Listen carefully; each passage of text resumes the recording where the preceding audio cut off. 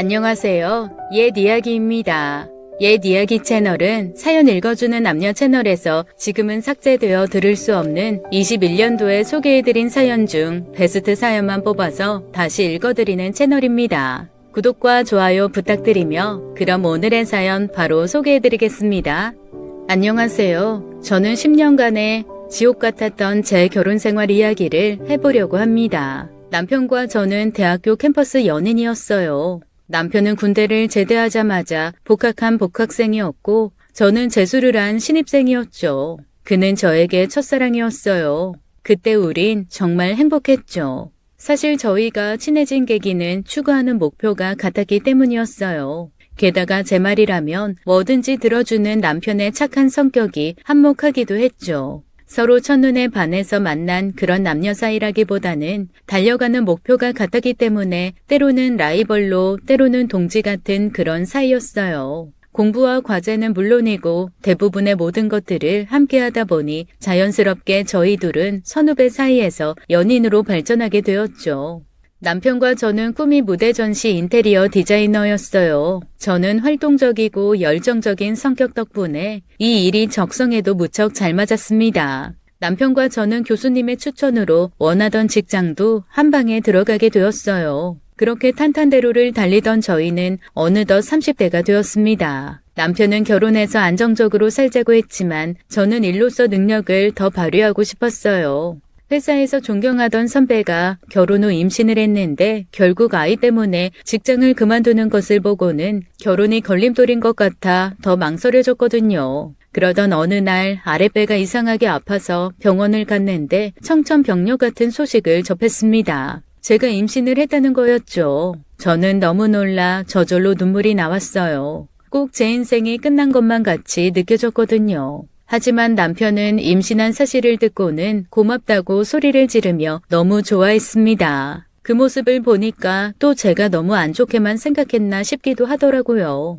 사실 결혼을 미룬 것도 순전히 저 때문이었어요. 일에 대한 욕심이 커서였지 남편이 싫어서는 아니었거든요. 저는 그동안 남자친구를 10년 사귀면서 신년에 인사드린다고 어머님 아버님을 몇 번 뵌 것이 다였어요. 아버님은 어머니 말씀이라면 뭐든지 오케이 하시는 애처가이셨죠. 그 모습을 보면서 남편도 애처가가 될 것 같다는 생각에 이 사람이랑 결혼해도 나쁘지 않겠다는 생각이 들었습니다. 또 집안의 가업인 나무 농장을 운영하고 계셔서 어느 정도 재력도 있으셨어요. 형제로는 남동생이 한 명 있었고 저와 몇 번 술자리도 함께해서 그런지 껄끄러운 사이는 아니었습니다. 그래서 제가 남편과 결혼하는 것에 대해서는 큰 거부감은 없었죠. 다만 제가 하는 디자이너 일을 포기해야 한다는 것이 제일 큰 고민이었습니다. 하지만 천륜을 저버릴 수 없다는 말이 있듯이 저도 아이가 생기니 마음이 달라지기 시작하더라고요. 결국 저는 고심 끝에 결혼을 결심하게 되었습니다. 상견례 하던 날 시부모님과 함께 시할아버지도 나오셨어요. 시할아버지는 몇 번 뵌 적이 있는데 저를 무척이나 예뻐해 주시는 분이었죠. 그래서 저도 시할아버지를 좋아했어요. 저의 임신 사실을 모두 시댁에서 알고 있었던지라 육아에만 전념하라며 일을 그만두라고 하셨습니다. 시부모님께서는 일을 그만두면 생활비로 200만 원씩 매달 주시겠다고 하셨어요. 그래서 저는 제 예상보다 일을 일찍 그만두게 되었습니다. 결혼을 준비하면서 시부모님께서는 예단과 예물을 간소화하자고 말씀하셨고 저는 작은 거라도 해드리려고 했지만 임신한 거로 충분하다고 말씀하셨어요. 시할아버지는 저희에게 신혼집과 가전제품을 마련해 주실 정도로 저와 남편에게 애정이 많으셨습니다. 임신만 했을 뿐인데 신혼집의 혼수품 그리고 매달 200만 원의 생활비를 주시는 시댁이라니 정말 고마울 따름이었어요. 친정 가족들이나 친구들은 그런 저를 보고 시집 잘 갔다며 마냥 부러워했죠. 하지만 이때만 해도 이런 말들이 전부 이유 있는 호의였다고는 상상도 못했습니다.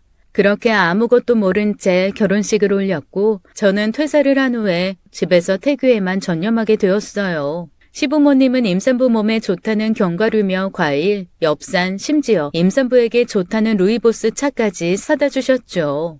저는 어른들에 대해 거부감이 별로 없었기 때문에 매일 집으로 오셨지만 크게 불편한 것은 못 느꼈습니다. 오히려 정말 감사하기만 했던 것 같아요. 그런데 시간이 지나서 임신 16주차가 되었고 아이의 성별을 알게 되었습니다. 분홍색 옷이 잘 어울리겠다는 의사 선생님의 말씀을 듣고 제 아이가 딸이라는 사실을 알게 되었어요. 저는 내심 친구 같은 딸을 원했기에 기뻐했는데 남편의 반응은 제 기대와는 달랐습니다. 말로는 축하한다며 좋아하는 듯 했지만 진심이 전혀 느껴지지 않았죠. 남편의 얼굴에는 실망한 표정이 가득했습니다. 게다가 시부모님도 실망하시는 모습은 마찬가지였어요. 집까지 찾아오셔서는 왜 아들이 아닌 거냐고 저에게 되레 따지기까지 했으니까요. 더 황당한 건 시부모님이 꺼내신 저희 부모님 이야기였어요. 내가 그렇게 콩을 들였건만 찬물을 끼얹는구나. 너도 혹시 네 엄마 닮아서 딸 만나는 거 아니니? 우리 집은 씨가 귀해서 장손을 낳아야 하는데. 됐어. 그만해. 둘째를 아들 낳으면 되지.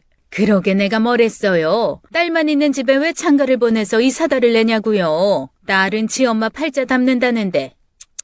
어머니, 무슨 말씀을 그렇게 하세요. 내가 틀린 말 했니? 됐고, 임신 초기는 지났으니 내일부터 농장에 나와서 일 돕거라. 한 달에 생활비 200만 원 값은 해야 하지 않겠니? 그리고 우리 죽고 나면 어차피 농장 내 아들 물려줄 건데 네가 나와서 일해야 가업을 잇지. 그렇게 말씀하시고는 시부모님은 집으로 돌아가셨어요.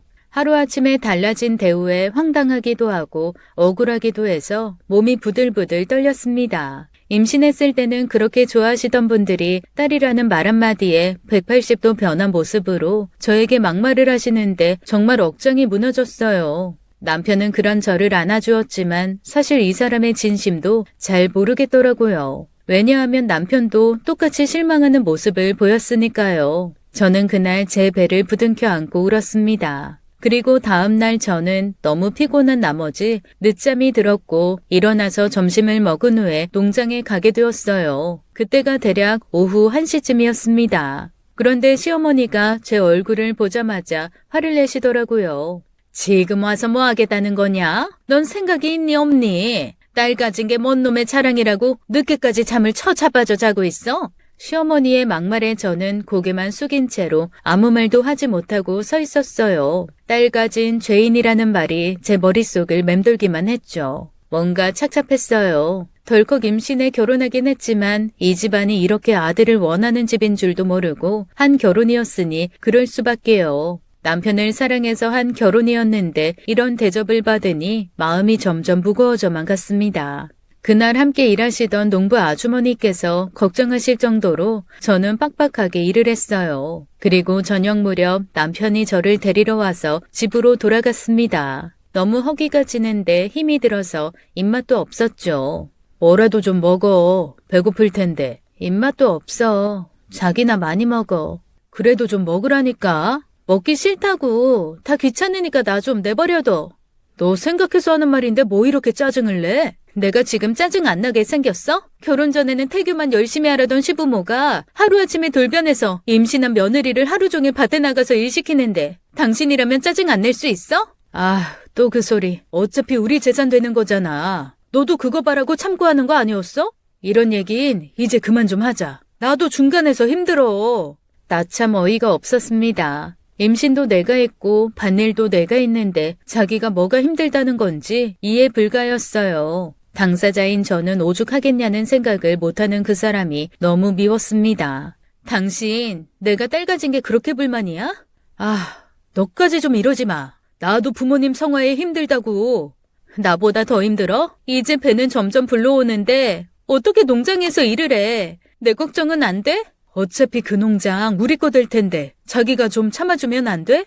아니 그게 아니라 내가 너무 힘들다고. 농장이 문제가 아니라. 당신은 나랑 당신 딸 걱정은 안 해? 남편과 그날 말다툼을 했어요. 말다툼을 해도 바뀌는 건 없었습니다. 남편은 위로랍시고 지금 농장에 바쁜 시기라 일손이 부족해서 그런 거니 눈치껏 쉬어가며 일하라고 말하는 게 다였죠. 내가 몇 년을 알아온 남자가 맞나 싶을 정도로 사람이 다르게 보이기 시작했습니다. 제 걱정은 하나도 하지 않은 채 그저 부모님 말 잘 듣는 효자가 되어 있더군요. 애처가가 될 줄 알았던 남편은 시아버지처럼 어머니 말만 듣는 마마보이일 뿐이었어요. 결국 저는 만삭이 될 때까지 이게 다 어차피 너희 재산 되는 거다. 네가 열심히 일할수록 네 재산 불리는 거야. 남 일이라 생각하지 말고 네 일이라 생각하면서 일해. 라는 시어머니의 입버릇 같은 말을 들으며 농장 일을 하게 되었어요. 사실 저도 참고 일한 것은 농장이 우리 가족 것이 될 거라는 생각 하나로 참고 또 참으며 일했던 것 같아요.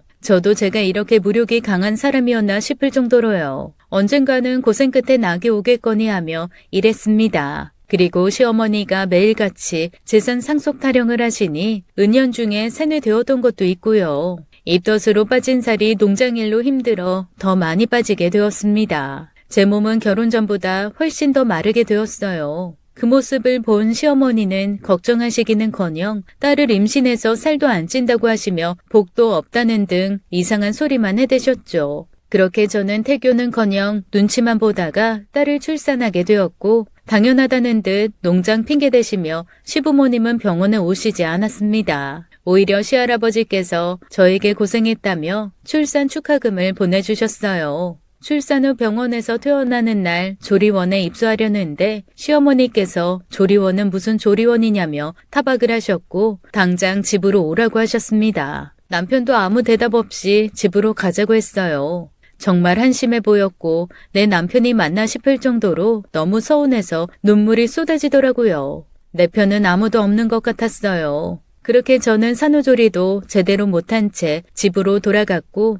심지어 한 달 정도 지났을 무렵부터 갓난아이를 데리고 시댁으로 갔습니다. 그랬더니 또 시어머님은 저에게 황당한 말을 하시더군요. 너 아기 데리고 집에서 왔다 갔다 하기 힘들지 않니? 그냥 여기서 같이 사는 게 어때? 농장도 가깝지 않니? 여기는 일하시는 분도 많아서 돌아가면서 애도 볼 수 있고. 어머니, 그건 생각 좀 해봐야 할 것 같아요. 짐도 많고 또 민수 씨 회사도 멀거든요. 이미 민수는 그렇게 하기로 했어. 잔말 말고 이번 주말에 필요한 짐 챙겨서 들어와. 어머니, 저는 아기 보느라 농장 일은 좀 힘들 것 같아요. 그러니까 너 보고 우리 집으로 들어오라는 거잖아. 너희 시아버지랑 내가 애 볼 테니까 네가 살림이랑 농장이라면 너도 편하지 않겠어? 어차피 그 농장 다 너희들 줄 건데 이젠 네가 다 해야지. 내가 이 나이에 나가서 일할 수도 없고. 안 그래? 내가 다 너 생각해서 하는 말이야. 아이에게 눈길 한번 안 주시는 분들이 애를 어떻게 봐주신다는 건지 도통 납득이 가질 않았어요. 그동안 농장 물려준다는 핑계로 농장일 떠맡기시더니 이제는 시댁 살림까지 맡기시려는 모습에 진저리가 쳐졌습니다. 하지만 거기서 제 의사는 모두 묵살되었고 저와 상의 한마디 안 한 남편이 시댁에 들어가는 걸 수락하는 바람에 등 떠밀리다시피 시댁으로 들어오게 되었죠.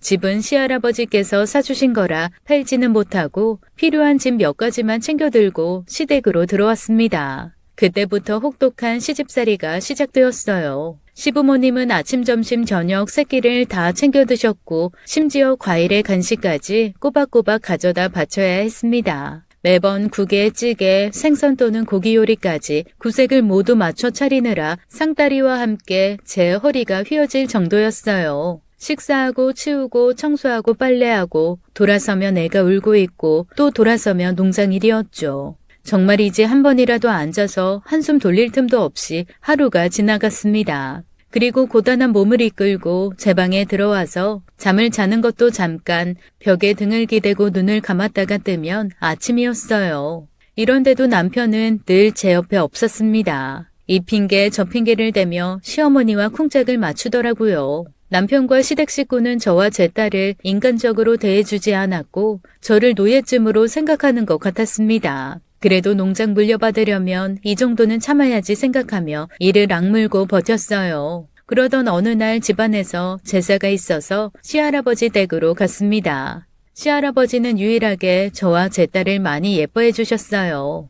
애기 키운다고 많이 힘들지? 라고 한마디 하시는데 저도 모르게 눈물이 주르륵 흘렀습니다. 그 모습을 본 시부모님과 남편이 놀라 저를 쳐다보았죠. 시할아버지는 마치 다 안다는 표정으로 저를 바라보며 아무 말도 없으셨어요. 그러다가 시할아버지와 저와 딸아이 셋이서 방에 있게 되었는데 저는 그날 깜짝 놀랄 만한 이야기를 듣게 되었습니다. 네가 고생이 많다. 너희 시어머니가 살아있었으면 지금보다는 나았을 텐데. 네? 시할아버님, 그게 무슨 말씀이세요? 어머님 버젓이 살아계신데. 지금 네 시애미는 진짜 민수애미가 아니야. 민수애미는 민수 낳고 지병 때문에 먼저 하늘로 갔어. 지금 너희 시어머니는 민수 계모고. 민수애미가 참 착했었는데 나랑 네 시할머니한테도 참 잘하고 천성이 착해서 그런가 하늘이 일찌감치 데려가 버렸어. 나랑 우리 마누라가 참 예뻐했었는데 민수가 계모 손에 커서 늘 마음이 쓰였는데 그래도 새아가랑 만나 아기도 낳고 잘 살고 있으니 내가 늘 고맙구나. 별 말씀을요. 시할아버지의 놀라운 이야기는 끝이 아니었습니다. 남편의 동생인 도련님은 새어머니가 낳은 아들이었고 남편과는 배다른 형제라는 사실도 알게 되었어요. 그동안 왜 제게는 이런 이야기를 하지 않았던 건지 속은 기분이 들어 좀 황당하더라고요. 저는 시할머니께 들은 이야기를 남편에게 했습니다. 자기야, 시할아버지한테 다 들었어. 자기네 가족 이야기 그동안 왜 말 안 했어? 아, 그래? 나도 아주 어릴 적이라 굳이 자기한테 말할 필요는 없다고 생각해서 그랬지. 말한다고 뭐 달라지는 것도 아니고. 그럼 그 유산 상속 이야기도 진짜야? 사실 시할아버지는 가족의 비밀 이외에 다른 것도 말씀해 주셨어요. 내용은 이랬습니다. 시할아버지는 시아버지의 재혼은 허락하셨지만 아이를 낳는 것은 반대했다고 하셨어요. 저희 남편만 잘 키우는 조건으로 재혼을 허락하신 거였죠. 하지만 시어머니는 고집을 피워 기어이 임신을 하셨고 결국 아들을 낳았다고 했습니다. 시할아버지는 시어머니가 괘씸해 가업이었던 농장만 넘겨주시고 나머지 산과 땅 재산은 물려주지 않으셨대요. 그리고 산과 땅은 제 남편에게 주려고 염두에 주셨는데 배다른 형제가 생기면서 유언을 바꾸셨다고 했습니다. 제 남편의 아이, 즉 첫째 증손주에게 모든 재산을 주시겠다고 하셨어요. 첩의 자식은 인정할 수 없다는 시할아버지의 말씀을 바탕으로 유언장을 새로 쓰셨다고 했죠. 또 만약에 손주를 낳지 못했거나 당신이 돌아가시게 되면 모든 재산은 고아원에 기부한다고 하셨다고 했습니다. 그 산과 땅을 돈으로 환산하면 대충 잡아도 10억은 한다고 했어요. 정말 큰 돈이었죠. 그런데 저는 갑자기 궁금증이 생겼습니다. 제가 만약 아들을 낳더라도 어차피 그 산과 땅은 우리 가족 것이 되는데 왜 저렇게 시어머니가 저희에게 아들을 낳으라며 길을 쓰는 걸까 싶었죠. 알고 보니 또 남편이 문제였습니다. 시할아버지가 돌아가시면 농장을 첫째인 남편에게 물려주고 그걸 받은 남편은 산과 땅을 팔아서 부모님 노후를 즐기시도록 돈을 마련해 주기로 했다고 하더군요. 이미 저와 결혼 전에 한 약속이었고 시부모님은 제 남편에게 부모 모실 일 없으니 감사하게 생각하라는 말과 함께 돈 욕심 내지 말라는 이야기를 듣곤 했다고 했습니다. 시부모님이 농장을 들먹이며 저를 세뇌시킨 것처럼 제 남편도 그렇게 매일매일 세뇌되었던 거였죠. 그러던 어느 날 남편의 동생인 도련님이 결혼할 여자라면서 소개를 해주러 집으로 오게 되었어요. 그 여자분은 직업이 치과 의사였고 누가 봐도 지적인 외모에 명품을 몸에 휘감은 고급스러운 모습이었습니다. 의사라 그런지 말하는 것도 똑부러지고 시부모님의 말씀에도 대답도 잘하는 것이 같은 여자가 봐도 멋있어 보였어요. 같은 며느리 입장이라 제 편이 생기는 것 같아 내심 좋기도 했습니다. 그렇게 도련님의 결혼은 모두의 찬성으로 일사천리로 진행되었어요. 하지만 한 집에 며느리가 둘이 되면 좀 편해지려나 싶었는데 그것은 저의 큰 오산이었습니다. 제 생각을 무참히 짓밟듯 더욱더 악독한 시집살이가 시작되었죠.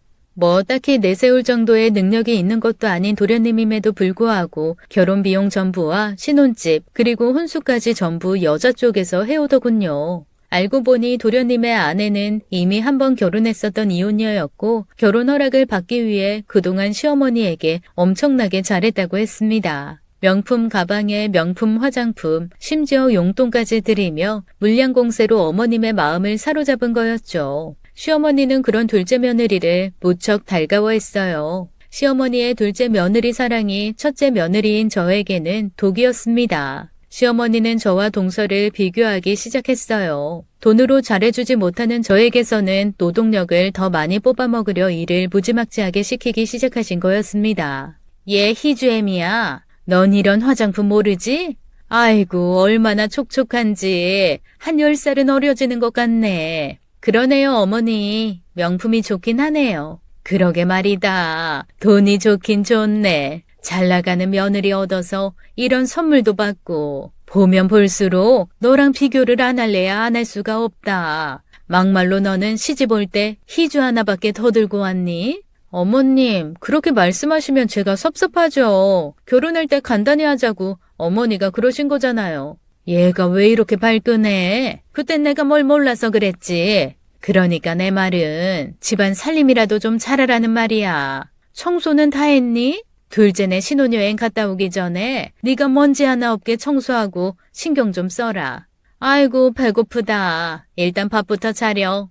그렇게 비참했던 시간들이 흘러 어느새 저희 딸은 초등학교 입학을 했습니다. 그리고 저는 수년간 갖은 고생으로 인해 하혈을 자주 하고 건강까지 급격히 나빠지게 되었어요. 몸이 안 좋아서 그런지 임신도 되질 않았죠. 그러던 어느 날 도련님의 부부는 아이를 낳지 않겠다고 선언했습니다. 3번의 인공수정과 시험관 아기 시술에 실패하더니 결국엔 포기를 한 거였죠. 아들, 손자의 목숨 거는 시부모님이 어찌 나오실까 궁금했는데 제 예상과는 너무도 다른 반응이었어요. 요즘 젊은 부부들 애 없이도 잘 산다며 맘 편히 갖고 억지로 애기 가질 생각하지 말라고 편안하게 살라고 하시더군요. 저와는 너무도 비교되는 모습에 정말 어이가 없었어요. 동서가 시어머니께 미움 사길 바란 건 전혀 아니었지만 저에게 대하는 모습과 너무 다른 게 너무 서운하더라고요. 나는 친며느리가 아니어서 그런 건가 싶기도 했습니다. 얼마 후 여름휴가가 되었을 때 남편이 제게 기막힌 말을 하더라고요. 남편이 저에게 30만 원을 주면서 오랜만에 친정에 갔다 오라는 거였죠. 웬일인가 싶기도 하고 오늘 해가 서쪽에서 떴나 하는 생각이 드는 찰나 남편의 계속되는 말에 그러면 그렇지라는 생각을 하게 되었습니다. 한국말은 끝까지 들어봐야 한다더니 진짜로 그랬어요. 남편은 식구끼리 해외여행을 계획했다고 하더라고요. 그것도 저만 빼고요. 도련님의 부부가 모든 비용을 부담하기로 했고 저희 딸이 아직 어리니까 어디 다닐 때 불편하고 일정도 변경해야 할 것이 많다며 말도 안 되는 핑계로 저희 모녀를 뺀다는 거였죠. 정말 화가 나고 짜증이 났지만 그걸 수긍한 남편도 꼴보기가 싫어서 알겠다고 하고는 저는 친정으로 가버렸어요. 과정이 어찌 되었든 친정에 있는 동안은 정말 간만에 휴식을 즐겼습니다. 그 집 식구들 안 본다는 것만으로도 행복했고 매일매일 잠도 푹 자고 먹고 싶은 것도 실컷 먹으며 결혼 후 처음으로 행복하고 편안한 일주일을 보내게 되었어요. 시부모님들도 재미나게 휴가를 보내고 오셨는지 웃음꽃이 피었더라고요. 남편은 뭐 저에게 약간 미안한지 제 눈치를 살피는 것 같았고요. 하지만 저는 만족한 휴가였기에 별다른 말은 하지 않았습니다. 그런데 역시나 최악이었던 이 가족과의 인연. 그 엄청난 사건은 터지고 말았죠. 휴가를 다녀오고 며칠 후 남편이 노트북을 집에 두고 왔다며 회사로 좀 갖다 달라고 하는 거였어요. 그래서 저는 노트북을 챙기려고 하는데 전원이 켜져 있더라고요. 그런데 화면에 저의 옛날 꿈이었던 무대 전시 인테리어 작업물들이 가득 있었습니다. 와, 이럴 때도 있었지. 다시 한번 해보고 싶다. 하며 막연하게 옛 추억을 떠올리며 넋을 놓고 보고 있었죠. 그런데 집박이라는 파일 폴더에 새로운 파일이 있더라고요. 남자들이 자신의 컴퓨터나 노트북에 엉뚱한 이름을 해놓고 야한 동영상을 본다는 게 생각나서 혹시 남편도 이런 걸 보나 하며 호기심에 클릭해 보았는데 저는 경악했습니다. 바로 얼마 전 휴가를 간 해외여행 사진에 웬 여자가 있었기 때문이었죠. 그 사진에는 오롯이 자신들이 전부 가족인 양 남편의 옆에는 어떤 여자가 있었고 6명이 여기저기 놀러 갔다 온 사진들이었어요. 심지어 이번 휴가뿐만 아니라 남편과 단둘이 여행 간 사진도 있더라고요. 그리고 다른 사진들도 너무 놀랐지만 마지막 사진을 보고는 소름이 끼쳤습니다. 최근 해외여행 사진에는 그 여자가 임신한 듯 배가 불러 있었기 때문이었어요. 저는 곧바로 그 사진을 다운받아서 남편에게 보냈습니다. 당신 이거 어떻게 된 거야? 바람 피운 거야? 부모님은 어떻게 같이 가신 거고? 당장 설명해봐. 자기야, 미안해. 그게 아니라 할아버지도 건강도 점점 안 좋아지시는데 당신이 아들을 못 낳으니까. 아, 정말 미안해. 그냥 씨바지 개념으로 생각해주면 안 될까? 당신 미쳤어? 진짜 당신네 식구들 소름 끼친다. 하다 이런 짓까지 해? 그 여자도 제정신이야? 어떻게 뻔히 유부남인 거 알고 바람을 피우고 임신을 해? 장가까지 간 아들이 바람 피우는 걸 대놓고 도와주는 당신 부모는 또 뭔데? 제발 당신이랑 당신 식구들 인간답게 굴어. 진짜 역겹다. 야, 말을 뭐 그렇게 해. 이 여자 임신했고 아들이야. 당신보다 훨씬 나. 정말 제정신이 아닌 인간들이었죠. 시할아버지의 유산에 눈이 멀어서 저 몰래 남편에게 선을 보게 한 거였어요. 심지어 그 여자에게 이혼남이라고 속이고요. 이미 그것이 8개월 전 일이었고 남편은 그 여자와 결혼 준비를 하고 있었습니다. 시부모님과 도련님까지 합세했다고 하니 그 여자도 속은 거였죠. 그리고 저와 저의 딸이 연락 오면 양육비 때문에 그렇다며 둘러댔다고 하네요. 저는 너무 화가 나고 이런 비상식적인 인간들과 한 집에 더 못 있겠다고 결론을 내렸습니다. 그래서 저는 그 여자에게도 거짓말한 것 다 밝혀버린다고 했어요. 시부모님께도 전화해서 반정신 나간 사람처럼 소리를 지르고 난리를 쳤습니다. 잠시 후 집으로 찾아오셨더라고요. 문을 열었는데 글쎄 저는 제 눈을 의심했습니다. 그 여자를 데리고 오신 거였죠. 우리 이혼하자. 뭐? 그게 저 여자 내 앞에 데리고 와서 할 말이야? 그동안 네가 우리 집안에 들어와서 한 게 뭐 있니? 우리 아들 앞길 막지 말고 이제 그만 헤어져라. 어머니, 제가 한 게 없다뇨. 그동안 농장 주실 것처럼 사람 구슬려서 저 종처럼 부리셨으면서 그게 저한테 할 소리세요? 지은아 봐라. 얘가 이렇게 우리 아들을 안 놔줘서 지금껏 이혼을 못하고 있었던 거야. 그러니까 우리 말 믿고 그만 염려 놔라. 지금 저 여자 데리고 온 이유가 저랑 남편 이혼시킬 거라고 확인시켜 주려고 온 거예요? 당신들 정말 소름 끼치네요. 내가 10년을 여기서 어떻게 버티고 살았는데 10년간 아들도 못 낳은 주제에 무슨 말이 이렇게 많어? 네가 아들 복이 없어서 대우 못 받고 산 걸 왜 우리 탓을 하니? 그 후로도 시어머니는 저에게 비수가 꽂히는 말들을 여럿 하셨고 저도 그동안의 서름이 복받쳐 개처럼 싸웠습니다. 남편은 끝까지 제게 미안하다며 이혼을 해달라고 요구했어요. 사실 그동안 유산 상속을 떠나서 내 가정 하나 열심히 지키려고 참고 참으며 책임감 하나로 버티고 살았는데 노력한 결과가 고작 이런 거라니 내 인생 10년치를 삭제해서 쓰레기통에 넣고 싶은 심정이었습니다. 눈물을 삼키며 남편에게 마지막으로 이야기했어요. 이렇게까지 꼭 해야겠어? 당신은 날 사랑한 적은 없었던 거야? 그깟 아들이 뭐가 그렇게 대수라고 처자식까지 내버리고 다른 여자랑 살림을 차려. 제발 정신 좀 차리고 나랑 당신 딸 좀 봐봐. 저는 울면서 애원했지만 남편은 차갑게 식은 듯한 눈빛으로 한마디 했어요. 그리고 그걸로 모든 게 정리됐습니다. 난 꼭 아들 낳아야겠어. 미안해. 나와 내 딸보다 아직 세상에 나오지도 않은 아들이 중요하다는 남편.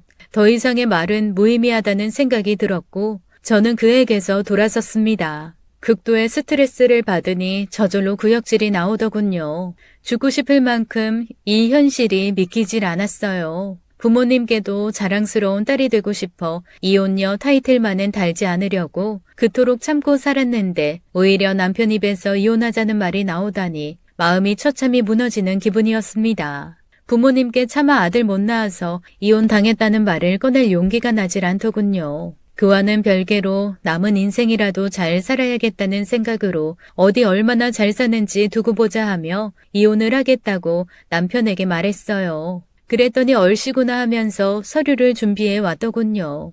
당신 본처 내버리고 얼마나 잘 사는지 두고 보자. 여보, 고마워. 당신 못가지 우리 잘 살게. 정말 할 말을 잃게 만드는 한마디를 던지더군요. 남편에게서 양심이라고는 찾아볼 수도 없었어요. 내가 어쩌다 저런 인간을 사랑하고 결혼까지 했는지 사람 보는 눈이 이렇게 없었나 싶어 제 인생을 다시 한번 돌아보게 되더군요. 저는 양육비와 살고 있던 아파트를 위자료로 요구했고 남편은 제 마음이 바뀔까 싶어 얼른 수긍했습니다. 그리고 시댁에서는 저에게 사과는커녕 전화도 한 통 없으셨죠. 하지만 시할아버지께서 이 사실을 아시고는 개인적으로 연락이 오셔서 당장 필요한 곳에 쓰라며 2천만 원을 주시더라고요. 밥 굶지 말고 너 잘못 없으니 떳떳하게 살라고 하시면서요. 그리고 남편과는 이혼했지만 내 증손녀라시며 얼굴은 가끔이라도 보여달라고 하셨죠. 그 말씀이 당연한 건데도 이 집안 사람들 같지 않은 따뜻함에 펑펑 울었습니다.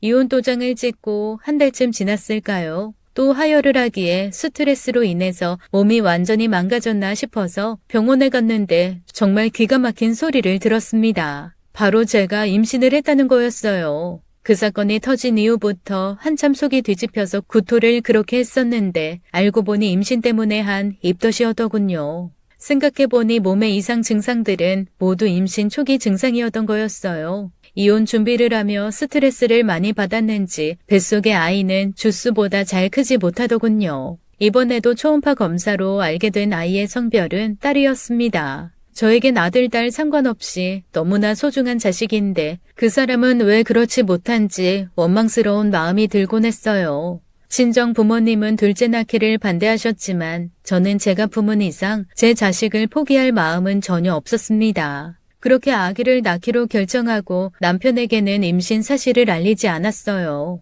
하지만 비밀은 없는 것인지 남편이 어느 날 전화가 와서는 산부인과에는 왜 갔냐고 물어보더라고요. 어찌 알았냐고 하니 친구가 봤다고 하더라고요. 그러면서 저에게 혹시 임신했냐고 물었습니다. 이혼 준비 중에 서로 연락 한 번 없다가 갑자기 전화를 해서는 임신 여부를 캐물으니 남편이 진짜 임신에 환장한 사람이구나 하고 다시 한번 깨달았어요. 역시나 남편의 관심사는 아기의 성별이었고 아들인지 딸인지 묻는 물음에 기가 차서 이 악물고 대답해 주었네요.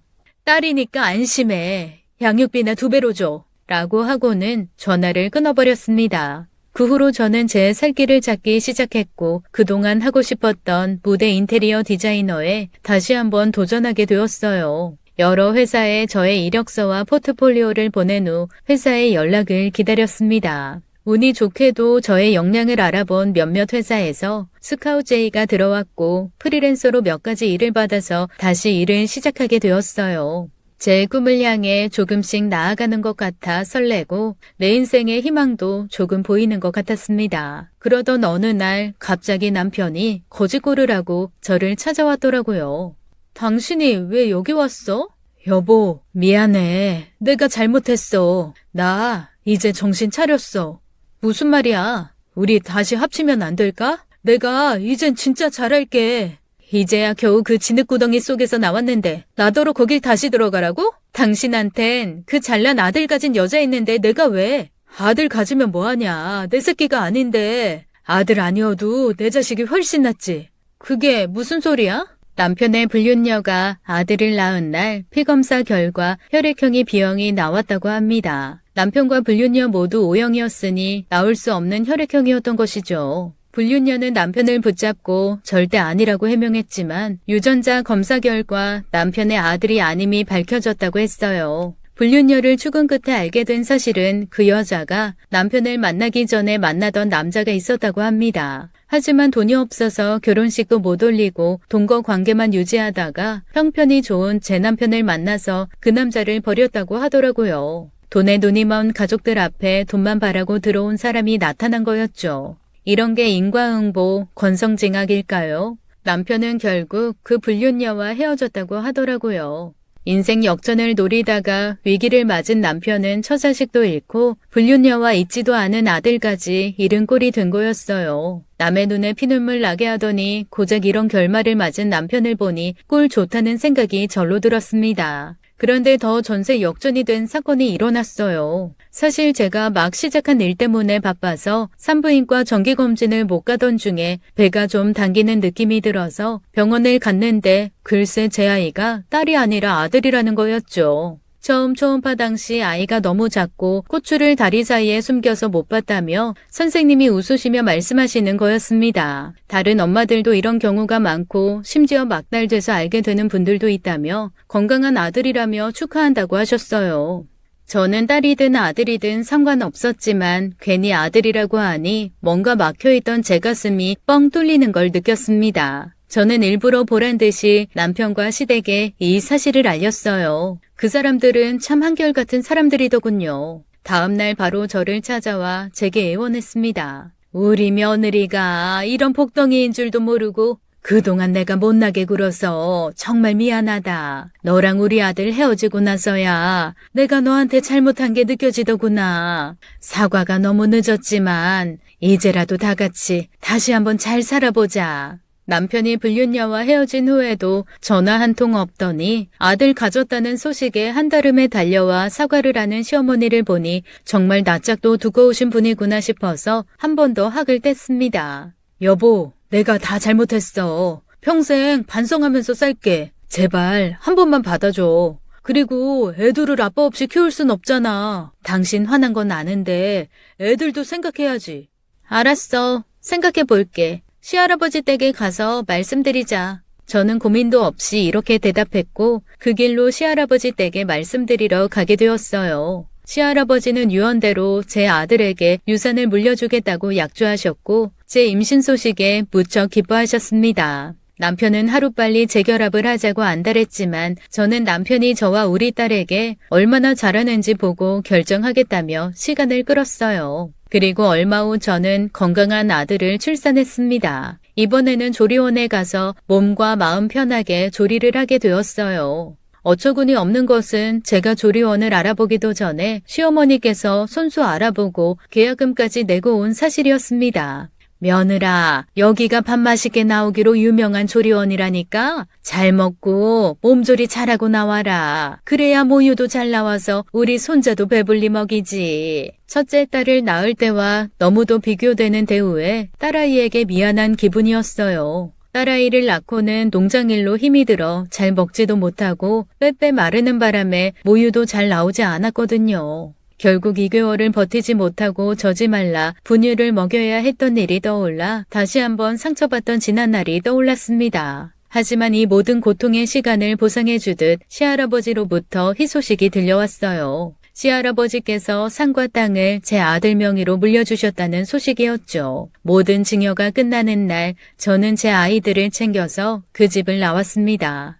참고 또 참다 보니 이런 날도 오는구나. 내가 이 날이 오기만을 얼마나 바랬는지 알아? 너란 인간도 버려지는 게 어떤 기분인지 똑똑히 느껴봐. 남의 눈에 눈물 나게 하면 자기 눈에 피눈물 나는 법이야. 나는 당신이 진심으로 혼자 살길 바래. 죽을 때까지 평생 외롭게. 그래야 나 같은 희생자가 또 안 나올 테니까. 그렇게 저의 마지막 말을 남기고는 저는 휴대전화 번호도 바꾸고 집도 이사를 했어요. 그 후 시할아버지와는 왕래하며 지내고 있습니다. 시할아버지는 제가 남편을 떠나오기 전에 남편과 헤어질 거라는 사실을 이미 예상하고 계셨더군요. 그럼에도 불구하고 제 아들에게 모든 재산을 물려주신 거였어요. 시할아버지, 저 시할아버지 손자랑 헤어지고 애들 데리고 나와서 살게 됐어요. 죄송해요. 아니다. 죄송할 것도 없다. 잘했어. 사람 귀한 줄 모르고 돈만 쫓는 것들은 언젠가는 일내기 마련이야. 내 손자놈도 사람 귀한 줄 알아야 정신 차리고 똑바로 살지. 내가 너만 보면 옛날에 먼저 간 큰며느리 생각이 나서 너한테 정이 더 많이 갔어. 그 애도 너처럼 사람 귀한 줄 아는 사람이었지. 부디 너는 오래오래 살아서 자식들 잘 키우기 바란다. 그렇게 가끔씩 왕래하던 어느 날 시할아버지는 고령으로 인해 거동이 점차 불편해져 갔어요. 저는 그런 시할아버지를 모시고 살려고 저희 집에 오시라고 했지만 시할아버지는 거절하시며 요양원에 들어가겠다고 하셨습니다. 시할아버지의 자식들은 시할아버지께 남은 재산이 얼마 없다는 걸 알아서인지 모두들 모시고 살지 않으려고 눈치 싸움을 한다고 했습니다. 내 삶이 남았으면 얼마나 남았다고 자식들이 나 하나 맡기 싫어서 저리들 눈치를 보는지. 내가 자식 농사를 망친 것 같아서 마음이 안 좋구나. 그래도 빈말이라도 네가 나를 모셔준다고 하니 기분은 좋구나. 빈말 아니에요. 제가 잘 모실 수 있어요. 역시 넌 보면 볼수록 우리 큰며느리를 많이 닮았구나. 아마도 우리 큰며느리가 살아있었으면 너랑 똑같이 얘기했을 거다. 내 걱정일랑 말고 아이들이나 잘 키우렴. 대신에 나 요양원 들어가면 내 자식들이 잘 찾아오지도 않을 것 같으니 네가 나 좀 자주 찾아와서 말동무나 좀 해주고 거기 노인들 앞에서 기나 좀 살려주면 좋겠구나. 허허허. 그건 걱정 마세요. 제가 시할아버님 좋아하는 약과랑 식혜사 들고 자주 찾아뵐게요. 고맙다. 저는 친정 부모님께 이 같은 사실을 말씀드리고 시할아버지를 모시기 좋은 실버타운을 알아봐 달라고 했습니다. 시할아버지께서 주신 땅을 조금 팔아 그 돈으로 시할아버지를 좋은 곳에 모시게 되었죠. 나중에 시할아버지를 통해 들은 이야기로는 제 시부모님들이 시할아버지께서 조금 비싼 실버타운에 들어가시는 걸 보고는 아직도 숨겨둔 재산이 많다고 생각하고 잘해주기 시작했다는 거였어요. 저희 시댁은 제가 시할아버지와 왕래하는 걸 몰랐기에 이런 큰 돈이 저에게서 나온 건 알지 못하는 일이었죠. 시할아버지는 갑자기 태도가 바뀐 자식들 모습에 씁쓸하다고 하셨습니다. 여전히 정신 못 차리고 돈만 쫓는 머저리들 같다면서요. 제 아들에게 모든 걸 물려주셔서 이런 대우를 받으시는 것 같아 죄송한 마음도 들고 시할아버지의 말년이 행복할 것 같지 않아 마음이 아팠습니다. 그나마 다행인 것은 그곳에서 마음 맞는 분들을 만나서 즐겁게 지내고 계신다는 거예요. 요즘은 제가 아이들을 데리고 놀러가면 입이 귀에 걸리셔서는 손녀 손자 자랑에 말씀이 많아지세요. 처음엔 저도 시어머니가 농장 물려준다는 이야기에 힘들고 고된 일 참아가며 열심히 살았던 거라 시할아버지 앞에서 떳떳하진 못하지만 그래도 돈보다는 사람이 중요하다고 생각합니다. 사실 그때는 제가 농장 물려받으려고 열심히 일한 줄 알았는데 저는 그저 제 가정, 제 아이를 지키려고 무던 노력했던 것 같아요. 결과적으로 다 잘 되었지만 제 지난 날을 한 번쯤 돌아보게 되곤 하네요. 주변에 단 한 사람이라도 좋은 사람이 있다면 이 세상은 살만한 세상이란 생각이 듭니다. 요즘은 하루하루 감사기도 하며 제 아이들과 함께 행복하게 살고 있어요. 지금까지 저의 글 읽어주셔서 감사합니다. 모두 행복하세요. 지금까지 옛 이야기였습니다. 끝까지 함께 해주신 여러분 감사드리며 저희는 다음 사연으로 돌아올게요. 감사합니다.